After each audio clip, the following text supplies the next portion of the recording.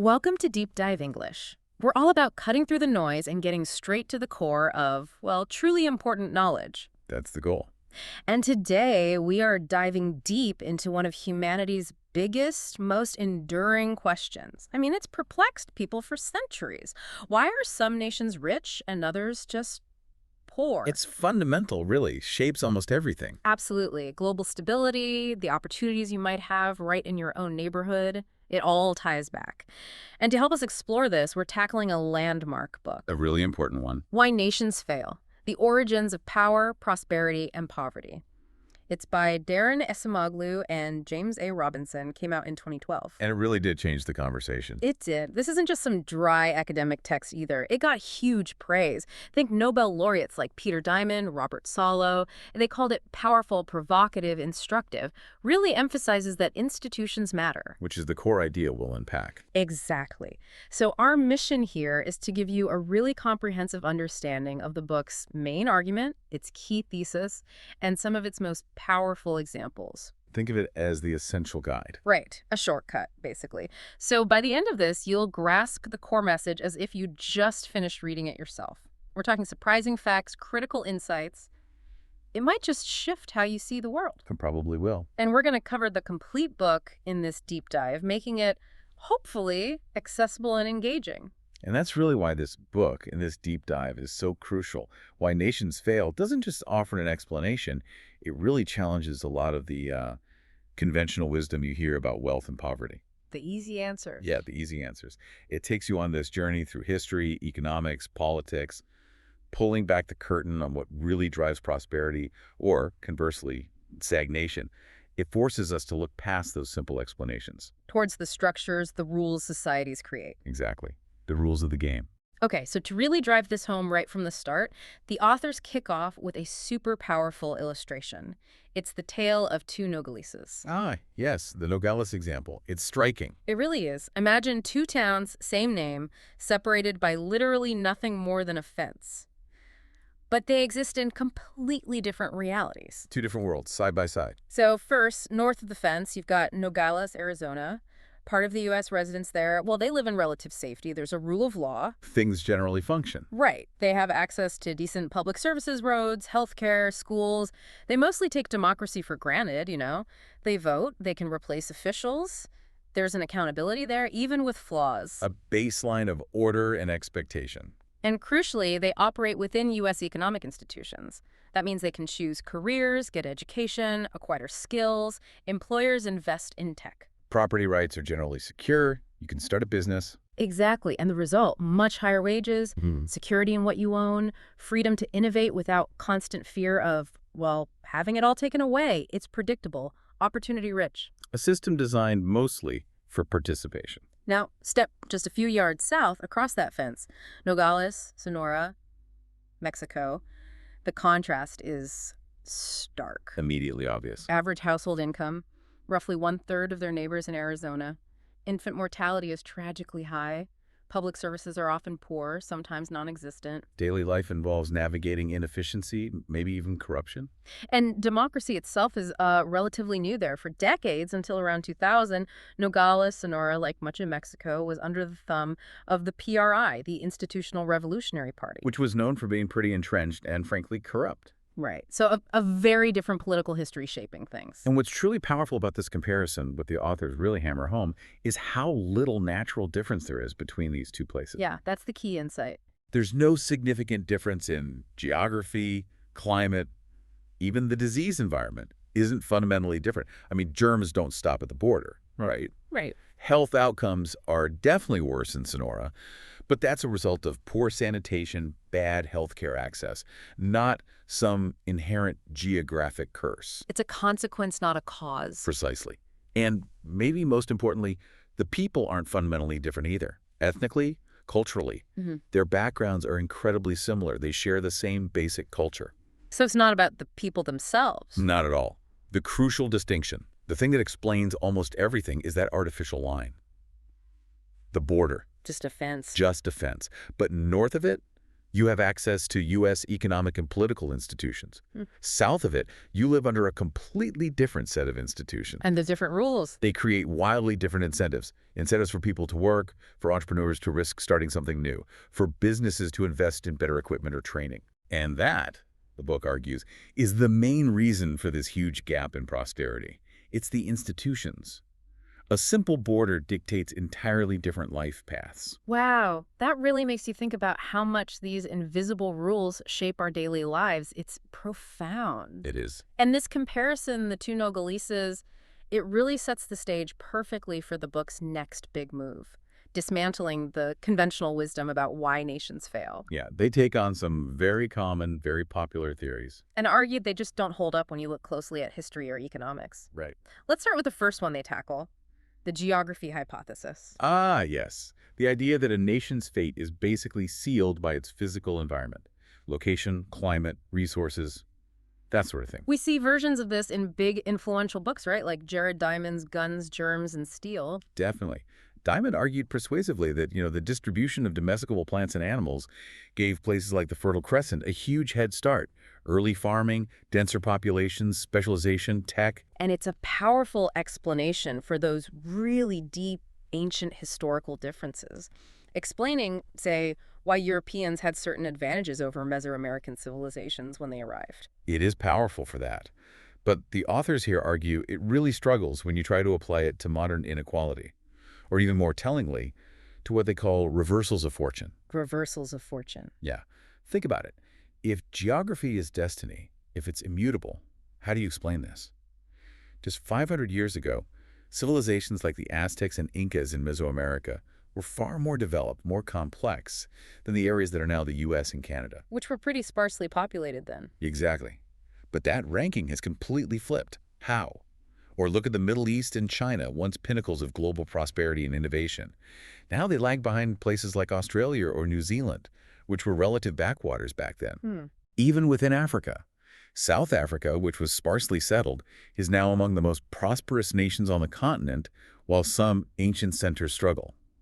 So the big question is, if geography is fixed, how can these relative positions change so dramatically? Yeah, the geography argument doesn't really account for that dynamism. Not at all. It makes it a pretty poor fit for explaining today's disparities or these big historical shifts.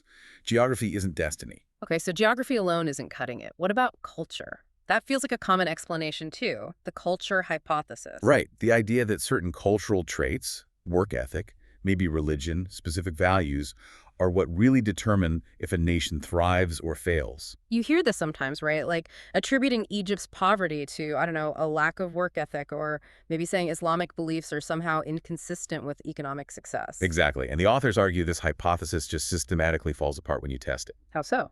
Well, first go back to Nogales. Same essential culture, straddling the border, wildly different outcomes. The difference has to be the institutions, not the culture. Can't be culture if the culture's the same. Precisely. Or the really striking example, North and South Korea. Before the split at the 38th parallel, they were about as homogenous as you can get, same culture, language, ethnicity. Right. They're dramatically different economic paths since then. It's undeniably down to the radically different political and economic regimes, the institutions each side adopted, not culture. But the culture difference came after the economic difference, maybe. That's a key insight the book offers. Culture often becomes a consequence of institutions and prosperity, not the root cause. If your government is predatory, if there's no rule of law, maybe people become less trusting, less engaged. That's a rational response, not some deep cultural flaw. That makes sense. And they look at historical claims about Africa or the Middle East too. Promising economic starts in Africa were often crushed, they argue, not by African culture, but first by European colonialism, then by post-independence governments that kept extractive systems going. Because there were no incentives. Risk of having everything taken. Exactly. Yeah. Why bother investing or working harder if the fruits of your labor will just be expropriated? Similarly, long-term poverty in the Middle East is better explained by centuries of Ottoman and then European rule deliberately stifling development, not by Islam itself. They mention Muhammad Ali in Egypt. Yeah, his reforms in the early 19th century, while pretty coercive, actually led to growth and modernization. It showed change was possible within that society, but then European influence reversed things. So even the idea of Western culture being inherently superior doesn't hold. They argue it doesn't hold as a universal explanation. China's incredible growth isn't pinned on Chinese values. It's clearly linked to Deng Xiaoping's massive economic reforms changing the rules. Cultural attitudes tend to change slowly. They just can't explain the rapid growth miracles we've seen over just a few decades. Okay, this next one really made me think differently. It's not just about leaders having the wrong ideas, right? It's deeper. It's about incentives, the ignorance hypothesis. Right. This is the belief that leaders in poor countries are poor simply because well, they don't know the right policies. If they just got better advice from economists, everything will be fine. The if only they knew argument. Exactly. And the authors show this is profoundly misleading, often just wrong. Like the Ghana example? Perfect example. Ghana under Kwame Nkrumah. Very smart advisors, including a Nobel laureate, Sir Arthur Lewis, explicitly told him not to build things like a massive mango canning plant in a region that didn't even grow mangoes. Seriously, a mango plant with no mangoes. With a capacity far exceeding global demand. But Nkrumah did it anyway. Why? Politics. Politics. It wasn't ignorance. These irrational projects served a clear political purpose. They were a way to buy support, to reward allies, to keep crucial groups happy, and thus keeping Nkrumah in power. A rational political move, even if economically disastrous. Precisely. And you see this pattern repeat. Kofi Buzia, who followed Nkrumah in Ghana, faced a crisis. He was an opponent, led a democratic government, but he also pursued unsustainable policies, kept bad systems in place. Why? Same reason. The book argues yes. The political incentives and constraints were just too powerful. Keeping power often trumped sound economic policy. So it wasn't lack of knowledge. Not primarily. And think about China's huge shift away from communism towards markets. Was that because leaders suddenly got better economic advice? Or was it a political calculation? It was politics that drove the change. So this raises that fundamental question the book keeps coming back to. Why do societies so often organize themselves in ways that are clearly inefficient, that seem to sabotage prosperity for most people? Which leads us right to the absolute core of their argument, doesn't it? The big distinction, extractive versus inclusive institutions. This is it, the central framework. Let's break it down. Start with economic institutions. They identify two basic types. First, inclusive economic institutions. The good kind, essentially. Yeah, these are what you find in prosperous nations. They enforce property rights broadly. They create a level playing field so lots of people can participate. They encourage investment in new tech, education, skills. They empower people. Choice of jobs, starting businesses. Right. They foster innovation because people expect to benefit from their ideas and effort. The benefits get spread around. Think South Korea. Good example. Once incredibly poor, now a global powerhouse. Compared to North Korea, South Korea has good education, a market economy, incentives for effort, legal access to markets, secure human rights. Which lets companies like Samsung and Hyundai thrive. Exactly. And these inclusive institutions create the conditions for the two engines of long-term growth. Technology driven by science, entrepreneurs, and education, creating a skilled workforce. Continuous improvement, basically. Then the flip side, extractive economic institutions. The ones designed to fail for most people.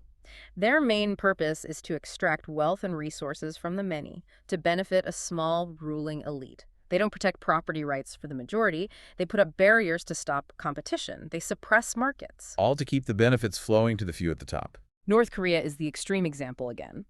Poverty, no innovation, education as propaganda, no property rights, no real market access. A system built on extraction and control. Or historically, think about Barbados. It became super rich from sugar, but only for the elite planters. Why? Because 2/3 of the population were enslaved. Denied everything, education, opportunity, rights.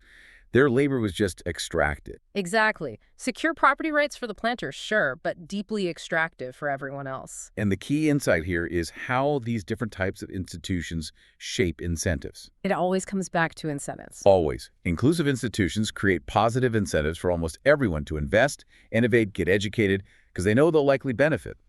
Broad participation fuels prosperity. Makes sense. Extractive institutions do the opposite. They kill those incentives for the majority. Why work harder? Why risk innovating if the elite will just take it all? It might benefit the elite in the short term, but it strangles the nation's potential overall. Okay, but these economic institutions, they don't just appear out of nowhere, right? They're shaped by politics. Absolutely. They're deeply intertwined with a society's political institutions. Which are basically the rules governing politics. How leaders are chosen, who holds power, how constrained that power is. Exactly, the rules of the political game. And here, too, there's a key distinction.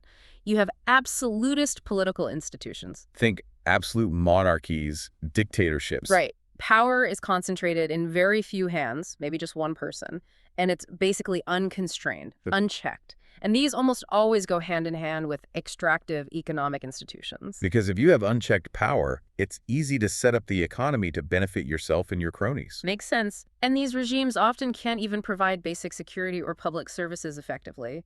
The Congo under Mobutu is a grim example. Horrifying. He created incredibly extractive systems, got unbelievably rich himself. While the whole country collapsed into poverty. And the book argues dictators like him fear development if it threatens their power. They'd rather keep the nation poor than risk losing control. Self-preservation trumps everything. Wow. Then the alternative, inclusive political institutions. These are the ones where power is spread out more broadly. And crucially, there are real constraints on how power can be used. Checks and balances. Pluralism, accountability. Exactly. And these tend to uproot extractive economic systems because a population with real political power will demand fair rules, secure rights, opportunities. They won't stand for being exploited. Right. Now, what's fascinating is the synergy here. Extractive economic systems need extractive politics to survive. The elite needs that political control to keep the extraction going. The feedback loop. A vicious one. Conversely, inclusive politics tends to foster inclusive economics. They reinforce each other. But there's a prerequisite for both types. Which is? Some degree of state centralization. Yeah. You need a state that can actually enforce rules, maintain order. Max Weber's idea of the state having a monopoly of legitimate violence. Otherwise, it's just chaos, like Somalia, maybe. Exactly. Without some central authority, society breaks down. But that necessary centralization is a double-edged sword. It can be used to build inclusive institutions or to enforce deeply extractive ones. Okay, that centralization point is crucial. Now, this leads to another really key idea. Why do elites so often resist economic growth, even if it seems like it would benefit the whole country? It's this concept of creative destruction. Yes, this is central to understanding resistance to change. Growth isn't just about getting more of the same stuff. It's disruptive. New technologies, new companies, new skills replace the old ones. Right. And that process inherently creates losers as well as winners. And the losers are often the established elites. Very often. That fear of creative destruction is frequently at the heart of opposition to inclusive institutions. Existing elites landed aristocrats, owners of monopolies, entrenched political groups. They see that new economic activities threaten their existing wealth, their privileges, and, critically, their political power. Ah, the political power angle again. It's huge. Think about European aristocrats just before the Industrial Revolution. They looked at factories spreading and worried. Worried about what? Worried it would lower their land rents, raise wages for workers, empower a whole new class of businessmen who challenge their dominance, erode their trading profits, basically threaten their whole position in society, politically and economically. So they'd actively try to stop it. Which is precisely why absolutist rulers almost never voluntarily make their political systems more inclusive. The risks to their own power are just too great. Change usually has to be forced from below or by competing elites. There's that story about the knitting machine. William Lee in his stocking frame in 1589. A classic illustration. He invented this amazing machine, went to Queen Elizabeth I for a patent. And she said no. She refused. Her explicit fear wasn't just about the hand knitters losing their jobs. It was the fear of the political instability that mass unemployment among the multitudes of poor could cause. It threatened her authority, her control. So it's fear of losing political power driven by the economic changes. Exactly. It shows how tightly linked the fear of economic disruption and the fear of losing political control are for elites. That's why they resist inclusive change. That fear, that resistance, it really explains how nations end up on such different paths, especially when they hit these critical moments, these forks in the road. These critical junctures, as the book calls them, moments where institutions can shift dramatically. Let's look at the Americas again. The colonial legacies were so different, weren't they? Hugely different. A prime example of divergence. Take the Spanish model. It was extractive from day one, right? Absolutely. The goal was clear. Find gold, find silver, exploit native labor. That was the mission. Early Spanish explorers like de Solis or Mendoza, they hit places like near modern Buenos Aires, found no gold, not many people easy to force into labor. So they basically abandoned it and went looking elsewhere. Right. They focused intensely on places like Mexico with the Aztecs or Peru with the Incas, dense populations, existing hierarchies they could take over, and crucially, precious metals. Cortés, Pizarro, their conquests were brutal, but followed that logic. Coerced the leaders, seized the wealth. And to keep that going, they set up institutions like the encomienda. Which sounds technical, but was basically a grant of indigenous people and their labor to Spanish conquerors. Forced labor, tribute. Turning whole populations into a workforce for the elite. And then there was the Mita system in Peru. The Potosí Mita, infamous. A massive, incredibly harsh forced labor draft, primarily for the silver mines. From 1545 to 1825, it covered a huge area, forcing a large fraction of the male population into deadly mine work. Unbelievable. And even things like forcing natives to buy goods they didn't need. The repartimiento de mercancías. Another way to extract wealth. The whole system was geared towards channeling resources upwards. And the book shows this legacy persists even today, like comparing towns that were inside the Mita area versus outside. Yeah, places like Acamayo, historically inside the Mita, are still significantly poorer than nearby Cauca, which wasn't. Still focused on subsistence farming. It's argued that much of Latin America's persistent inequality has roots in this extractive colonial path. Okay, contrast that with the English model in North America. They ended up going down a more inclusive path, but not necessarily because they were nicer. Not initially, no. They were late to the game. Spain and Portugal had grabbed the areas rich in gold, silver, and easily exploitable labor. The English got the leftovers, North America. No gold mines, sparser native populations that were harder to coerce on a massive scale. Right. Their first big attempt, Jamestown in 1607, actually tried to replicate the Spanish model. Coerced the local Powhatan people, forced the colonists to work for the Virginia Company. And it failed miserably. Spectacularly. Indigenous resistance was strong, and crucially, they couldn't even effectively force their own English settlers to work hard under those conditions. Remember John Smith? He that will not work shall not eat. Things were dire. So the company had to change strategy. They realized coercion wasn't working in Virginia. Around 1618, they shifted gears dramatically. They started offering incentives. Like what? Private land ownership, the headright system, a degree of self-governance through General Assembly. Suddenly, colonists had a real stake in the colony's success. Giving them something to work for. Exactly. And this laid the groundwork, maybe unintentionally at first, for secure property rights for democratic institutions. Yeah. Even in places like Maryland, where Lord Baltimore had basically absolute power on paper, the practical need to attract settlers forced him to offer land and rights. Because there was no easy wealth to just grab, no massive population to enslave easily. Precisely. The lack of easy extraction options pushed them towards creating incentives for broader participation. Wow. So connecting this back, this early difference in colonial strategy, driven by the conditions they found. It set the stage for completely different institutional trajectories across the Americas. Where extraction was easy, it got locked in, creating long-term inequality. Where it wasn't, the need to incentivize settlement inadvertently fostered more inclusive development. Those early choices, or lack of choices, had huge downstream effects. Another really mind-bending example of a critical juncture is the Black Death in the mid-14th century. Yeah, 1347 to 1351, absolutely catastrophic, wiped out maybe half a population of Europe. Unimaginable, and this created a massive labor shortage, right? Huge scarcity. Suddenly, workers were much more valuable. Now, how did different parts of Europe react? In Western Europe, places like England. The labor scarcity dramatically empowered the peasants. They were in a much stronger bargaining position. They started demanding better conditions, lower rents, fewer labor obligations. They got them. Largely, yes. Despite governments trying to clamp down with things like the statute of laborers to control wages, the peasants had enough leverage. Serfdom gradually dissolved in many areas that gained freedoms. But in Eastern Europe, the story was totally different.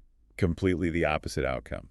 In the East, the lords were already more powerful, peasants less organized. So they didn't have the same bargaining power. Right, and the lords used the labor scarcity not to grant concessions, but as an excuse to tighten their control.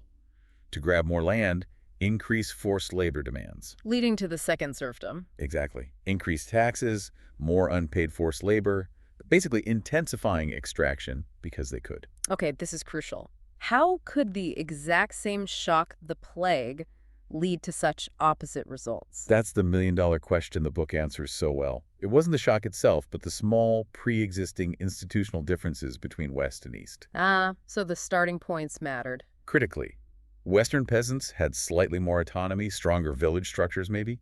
Eastern lords already had more concentrated power. The Black Death didn't create these differences, but it acted like an amplifier. Pushing them further down the paths they were already leaning towards. Precisely. It magnified those initial differences, sending Western and Eastern Europe down fundamentally divergent institutional tracks for centuries. It shows how history and initial conditions shape responses to crises. These historical paths show how some places get into this virtuous circle where inclusive institutions build on each other, leading to growth. England's Glorious Revolution of 1688 is the classic example, isn't it? Absolutely pivotal moment, really cemented inclusive institutions there. But it wasn't out of the blue. There was a long history before that, centuries of conflict between the monarchy and parliament, nobles, commoners. Right. Things like Magna Carta back in 1215, Parliament itself forming in 1265, representing broader interests than just the king's buddies. Even peasant revolts played a part in shifting power dynamics. But the kings, especially the Tudors and Stuarts, kept trying to build an absolutist state, like in Spain or France, using monopolies to raise money, reward allies. Yes, but Parliament, representing this coalition of landowners, merchants, gentry, kept pushing back. It was a long struggle. Until it came to a head in 1688 with James II trying to really assert absolute power. And Parliament acted decisively. They basically invited William of Orange and Mary to take the throne, but not as absolute rulers. As constitutional monarchs, with their power clearly limited by Parliament, James II's support collapsed. He fled. So a triumph for Parliament. End of absolutism in England. Pretty much. Parliament got control over finances, ended arbitrary taxes, busted many of those monopolies like the Royal African Company, opening things up. And promoted manufacturing, strengthened property rights. Definitely. Abolished regressive taxes like the hearth tax, shifted towards taxing land, which helped emerging industries. And crucially, this political shift spurred financial innovation. Banking grew, loans became available to merchants and businessmen, not just the aristocracy. You could actually get capital to start something. Right, and the state itself actually became more effective. Before 1688, Parliament resisted strengthening the state because they didn't control it. After 1688, with Parliament in charge, they invested in making the bureaucracy, like the tax system, more efficient and merit-based. So constraining power actually led to a more capable state. In this case, yes, because that capacity was now accountable to a broader group. And this links directly to the Industrial Revolution. It's a critical link. Secure property rights, access to finance, fewer barriers. This created the environment where inventors like James Watt or Richard Arkwright felt confident investing their time and money. They knew their innovations would likely be protected and profitable. The incentives were right. The incentives were right. It created fertile ground for that explosion of technology. A perfect example of that virtuous circle. Inclusive political change leads to inclusive economic institutions, which fuels growth. But it's not just a one-off historical event, right? This process can continue. Exactly. The U.S. provides examples of how these institutions need to keep evolving, keep being defended. Like after the Civil War, you had the rise of robber barons. Rockefeller, Vanderbilt, huge monopolies. Standard Oil controlling almost 90% of the market. Massive trusts across industries were seriously threatening competition, concentrating power again. But there was pushback. Strong pushback from grassroots movements, populists, progressives, farmers, workers, reformers who saw the danger. This public pressure eventually led to landmark laws. The Sherman Antitrust Act. 1890, designed specifically to break up these monopolies and ensure fair competition. And you had presidents like Teddy Roosevelt, the trust buster, actively using these laws, strengthening regulation. Even Taft pursued many cases. And the media played a role. The muckrakers. Absolutely crucial. Investigative journalists exposing the abuses, the corruption that fueled public anger and empowered the reformers. It shows how a free press is vital for checking concentrated power. Protecting pluralism. Exactly. And speaking of pluralism's resilience, think about FDR's court-packing attempt in 1937. He wanted to add justices to the Supreme Court because they were blocking his New Deal laws. Right. He had huge popular support, big majorities in Congress. But Congress still resisted and rejected his plan. They defended the separation of powers, the checks and balances, even against a hugely popular president. Protecting the institution itself. Which is a sign of strong, inclusive political institutions. Contrast that with Argentina under Perón. What happened there? In 1946, Perón basically impeached and replaced Supreme Court justices who opposed him, removed that constraint on his power, ruled like a dictator, and set a precedent for future leaders to control the courts. Undermining judicial independence, leading to instability. Precisely. It shows how fragile these checks can be if they aren't actively defended by a broad enough coalition. The U.S. example shows resistance is possible. The Argentina example shows what happens when it fails. What a difference. And this virtuous circle, this potential for positive change, isn't just a Western thing either. Botswana is a key example. A remarkable success story in post-colonial Africa seemed to defy the odds. It gained independence in 1966. It had been a British protectorate, Bechuanaland, mostly because the British wanted a route north to block Germans and Boers. They didn't rule very directly. Which had an unintended consequence. It left traditional Tswana institutions relatively intact. Like the Kagatla, these local assemblies. Right, assemblies where adult men could participate, voice opinions, hold chiefs somewhat accountable. There was already a degree of pluralism, of constraint on rulers built into the traditional system. So when independence came, a critical juncture. Leaders like Seretse Khama and Kwet Mazaire, who came from this tradition, made conscious choices. They built on those existing pluralistic foundations. They chose to establish inclusive institutions. And famously managed the diamond wealth differently. Crucially, instead of letting it fuel conflict or elite corruption, like in so many resource-rich countries, they managed it for national development, investing in education, infrastructure. They formalized accountability with laws like the Chieftaincy Act. Leveraging wealth for broad benefit, not just elite extraction. Compare that to Sierra Leone. Post-independence leaders there, like Siaka Stevens, did the opposite. They intensified colonial extractive practices, diamond monopolies, marketing boards, squeezing farmers, empowering chiefs for control. Stevens even destroyed railways. Destroyed railways. Why? Feared they would help his opponents mobilize, connect different parts of the country outside his control. It's a stark example of choosing extraction and control over national development. Wow. So Botswana shows history isn't destiny. Leadership choices at critical moments, building on even small pre-existing differences, can make all the difference.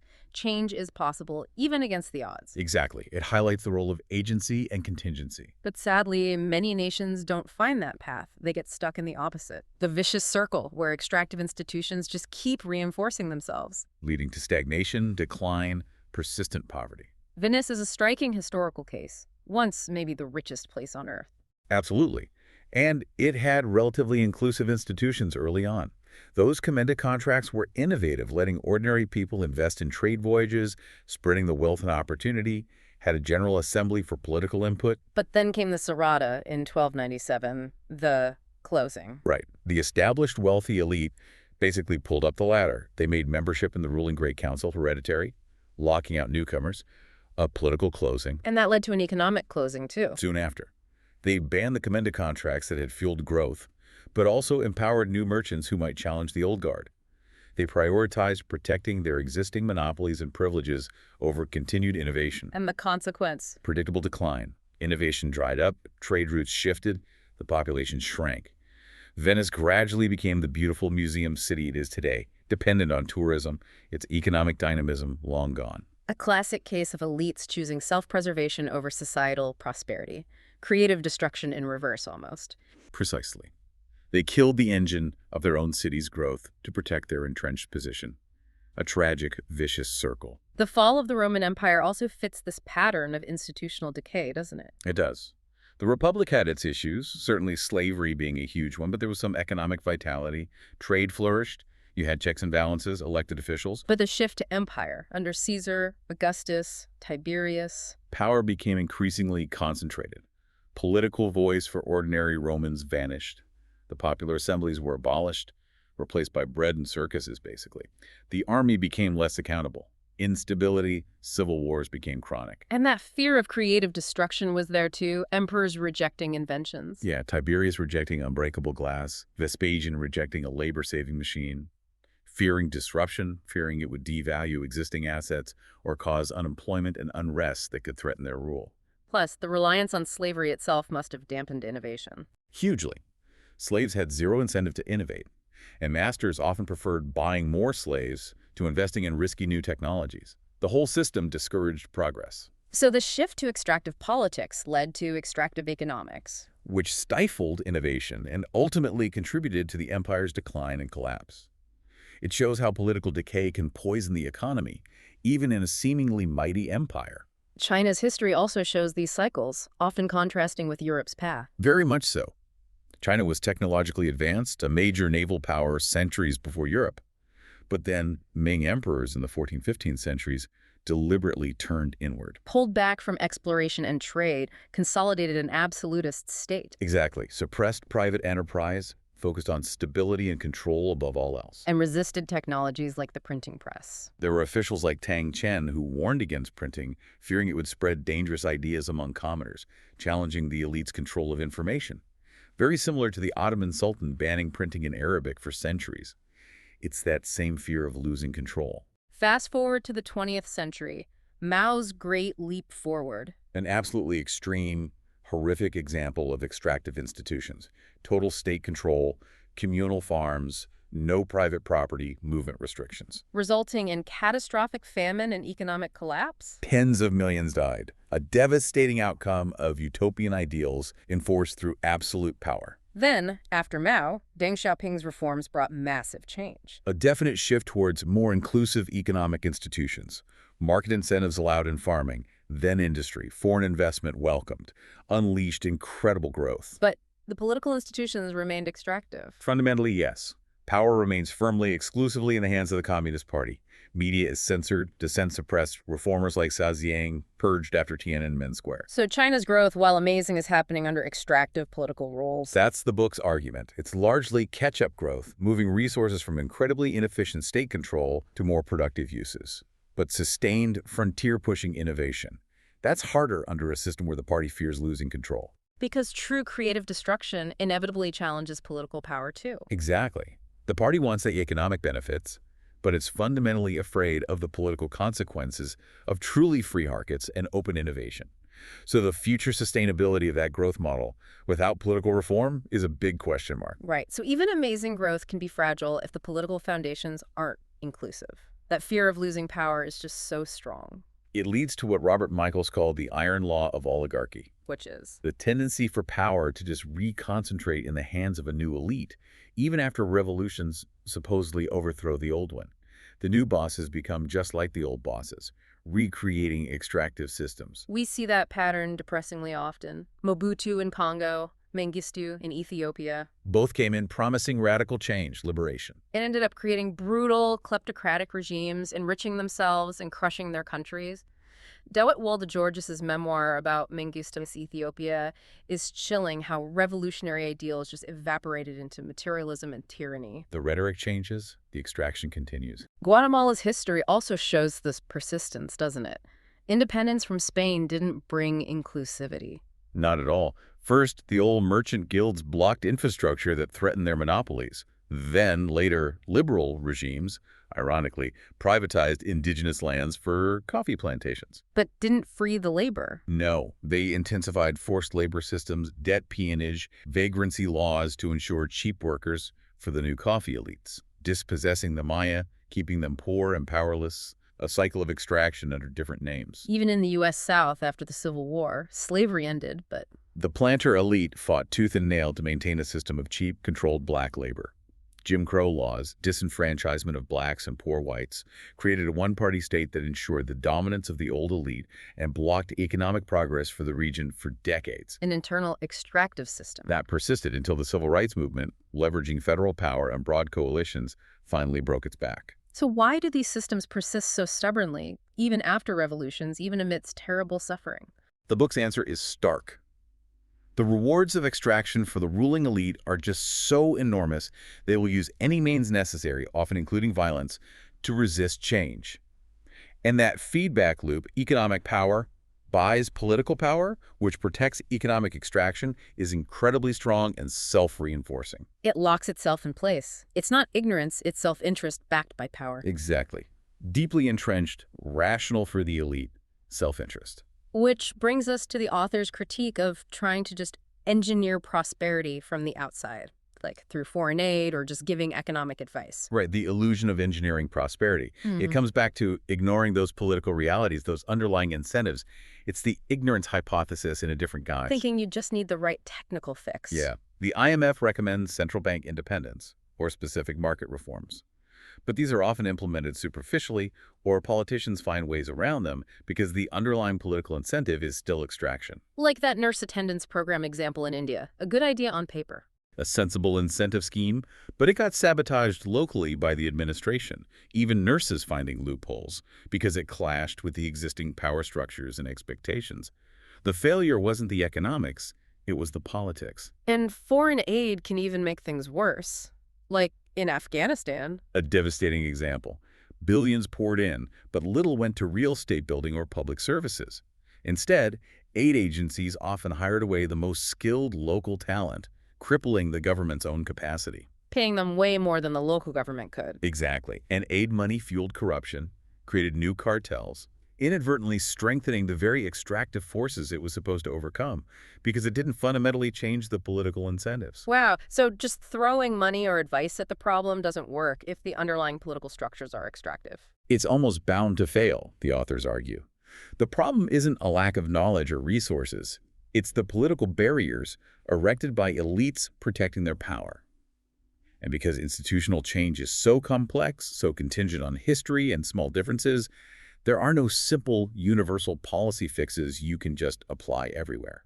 Prosperity can't just be engineered like building a bridge. Not if the political foundations are rotten. Okay, let's try to pull this all together. The core message, the big takeaway from Why Nations Fail. It's that the huge differences in wealth we see across the world aren't really about geography or climate or culture, not fundamentally. They're about the institutions societies create for themselves, man-made rules. Exactly. And the key distinction is between inclusive institutions, political and economic, that empower broad sections of society, protect rights, create incentives for innovation, Leading to prosperity. and extractive institutions, which concentrate power and wealth in the hands of a narrow elite, stifling incentives and progress for everyone else. Leading to poverty and stagnation. And while those vicious circles of extraction are incredibly powerful and persistent, History isn't destiny. that's the crucial, hopeful counterpoint. Change is possible.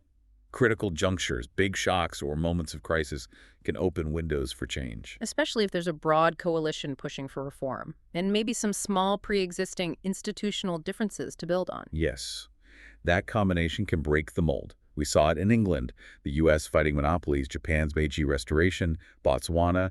Even transitions like Brazil's move to democracy fit this pattern. It shows choice and contingency matter. So as you, listening, look at the world, your own country, other countries, the invitation here is to think beyond the surface. Don't just ask what countries are doing, ask why.